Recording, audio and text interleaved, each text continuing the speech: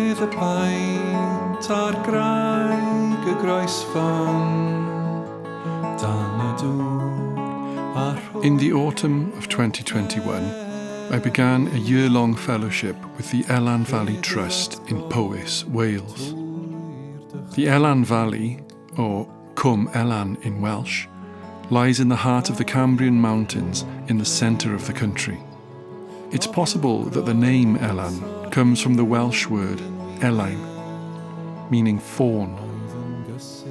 Some believe the name described the fleet flow of the river's course before the valley was flooded, when it leapt like a fawn through the rocks and narrow gorges on its way south.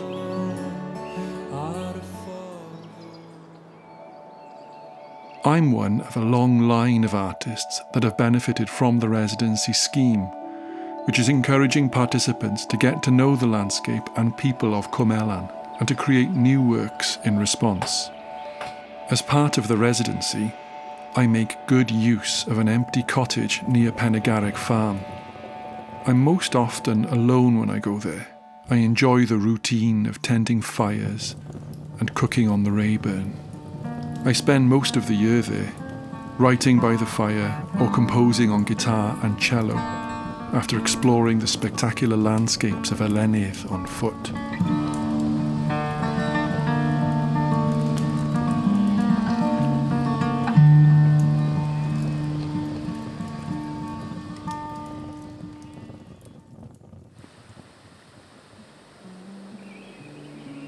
I find walking in this landscape extremely inspiring, and I think I can get a sense, however small, of what life must have been like and still is like for generations of farmers tending their flocks in these rugged uplands. The landscape is truly breathtaking. I've always been fascinated by the natural world, and so I love watching the valley slowly change over the course of the year. In my reading about the valley, I realise the vast majority of the descriptions are written by outsiders. I'm acutely aware that I'm an outsider also, seeing the landscape through my own biases. Early travel writers saw no beauty in the landscape, tending instead to emphasise the difficult nature and wildness of the terrain and the people that lived in it. For the poet Percy Shelley, however, the landscape was romantic and inspiring. He described rocks piled on each other to tremendous heights, rivers formed into cataracts by their projections, and valleys clothed with woods, presenting an appearance of enchantment. For him, the country was highly romantic, with picturesque waterfalls. He said, "I am more astonished at the grandeur of the scenery than I expected. I am not wholly uninfluenced by its magic on my lonely walks." The vast open spaces of the uplands have led some to call the Cambrian Range the Desert of Wales. I find the idea of calling this rain-soaked landscape a desert a bit funny, but I also wonder if desert isn't a bad description of Wales in a wider, metaphorical sense.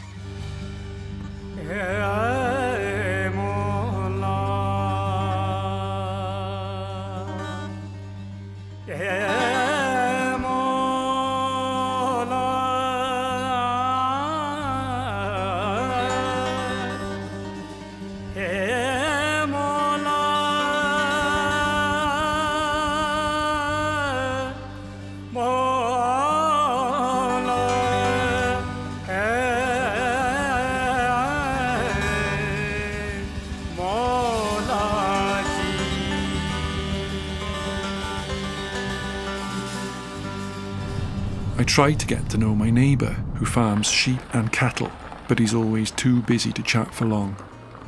It strikes me that in a landscape such as this, with so few people spread over such a great stretch of land, it could take many years to get to know your neighbours. I see a lot of Welsh politics reflected in the still waters of the Elan Valley reservoirs. The flooding of Welsh communities to provide water to cities in England is a highly emotive issue for many. The loss of Tryweryn in the 1960s demonstrated the powerlessness of Welsh MPs to defy Westminster on decisions affecting Wales. Rural communities like Elan are turned into weekend playgrounds for the wealthy, and locals move away, priced out by second homes. Tourism is often touted as a magic cure for the nation's ills, but there are downsides too. The threat to the Welsh language and culture is acute. I write songs that reflect upon all this. Stunning Location is about loss of identity. Sunlit in silver, the old river ran. Sometimes the stillness makes it feel silent. Sometimes the hidden's taken for lost. What is It may not be as widely spoken here as it once was, but the language of the land is undoubtedly Welsh. The mountains loom and hills swoop. The rivers flow and streams babble, all in Welsh. There's folklore and local history in the naming of this landscape too. I find a legend about bandits on Esgair Nantabeddau, the slope of the stream of graves. I decide to write songs that reference these names. I take an old folk song from my home county of Glamorgan, Pano na Gwanwyn, as I was in springtime, and add extra verses to locate the tale in Cwm Elan. In my version, a lonely shepherd searches the valley for a voice, only to discover that it is the River Elan singing from beneath the cold waters of the reservoir. The first verse of my song, Creaking Key, is a lyrical song map that describes the route to the mountain top from the valley floor.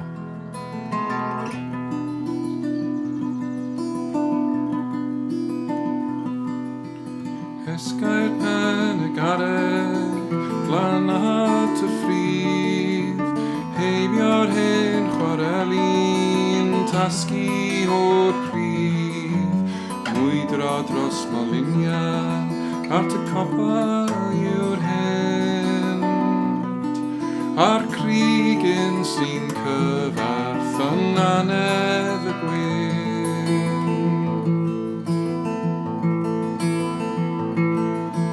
Elan wrth yng nghefen, gwyo ymlaen, cyfaillach i dymaith ar doldrymau rwain, weithie'n gwisgo cwmwl, rhagolw. I've always thought of myself as a psych folk musician.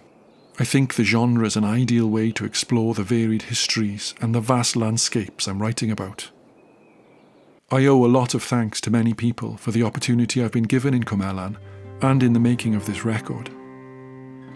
It couldn't have happened without the generosity of the people living and working in the valley, and the creativity of the musicians and artists involved. So thanks from the heart, Elan. I hope I've done you justice. Diolch o'r galon, Elan. Gobeithio mod i wedi gwneud cyfiawnder i chi.